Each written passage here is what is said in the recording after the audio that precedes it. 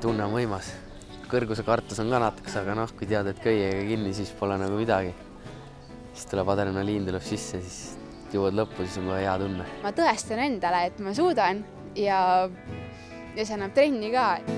Mis minul on veel eriti huvitav, ongi see, et ma hirmsasti kardan kõrgust ja siis on selline eneseületuse aspekt on seal juures.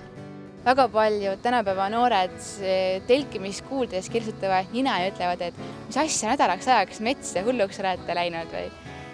Aga skautidele just see meeldibki. Jamboree on ülemaailmne laager, kuhu tuleb hästi palju rahvast kokku. Siin on näiteks ligi 40 000 inimest. Nii palju erinevaid rahvaid koos, erinevaid kultuure, erinevaid arusaamu elust. Ma olen täitsa kindel selles, et iga skaudi jaoks see maailma jamboree on selline eluelamus.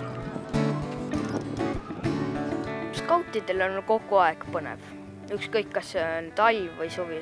Kui skaut tahab metsas hakkama saada, siis ta peab meelde jätma, kuidas süüa saab, et ta saaks endal peavarju ja sooja, et see oleks kõige õudsem. Ja noh, kui õhtul tuleb näiteks metsiga külla, siis selle jaoks peab ka valmis olema.